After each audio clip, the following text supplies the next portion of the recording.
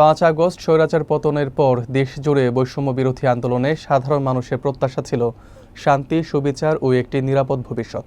কিন্তু গণঅভ্যুত্থানের 1 বছর পেরিয়ে গেলেও কিশোরগঞ্জে সন্ত্রাসী তৎপরতা ও বিতর্কিত আওয়ামী নেতাকর্মীদের তাণ্ডব এখনও থামেনি। বিস্তারিত থাকছে ডেস্ক রিপোর্টে। ভিডিও ফুটেজে দেখা যায় 4 আগস্ট বিকেলে বৈষম্য বিরোধী ছাত্র আন্দোলনের উপর সশস্ত্র হামলা চালায় শেখ হাসিনা পরিষদের যুগ্ম সাধারণ সম্পাদক গোলাম রাফি, হৃদয় এবং শফিক বল তুর্য, শ্রমিক লীগের নেতা রুবেল সহ স্বৈরাচারপন্থী নেতাকর্মীরা। তাদের হাতে ছিল দা, চাপাতি ও অন্যান্য দেশীয় অস্ত্র। এই হামলায় অন্তত 7 জন ছাত্র আহত হয়। এনসিপির কেন্দ্রীয় নেতারা কিশোরগঞ্জে এক পথসভায় বলেন, হামলার পর মামলা দায়ের হলেও প্রশাসন এখনও পর্যন্ত কোনো দৃশ্যমান ব্যবস্থা নেয়নি। অভিযুক্তরা প্রকাশ্যে শহরের রাস্তায় ঘুরে বেড়ালেও তারা ধরাছোঁয়ার বাইরে থেকে গেছে।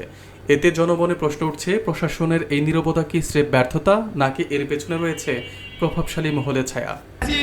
স্বৈরাচারের দোসররা এখনো বিভিন্ন জায়গায় লুকিয়ে আছে। এই কিশোরগঞ্জে অনেক মামলার আসামিকে এখনো গ্রেফতার করা হয়নি। আমার শহীদ পরিবারদেরকে এখনো হুমকি দেওয়া হচ্ছে, আহত যোদ্ধা ভাইদেরকে আওয়ামী লীগের সন্ত্রাসীরা হুমকি দিচ্ছে। আমরা দেখতে চাই এই সকল সন্ত্রাসীদের কারা শেল্টার দিচ্ছে। যারা শেল্টার দিচ্ছে তাদের বিরুদ্ধে প্রতিরোধ তৈরি করতে হবে।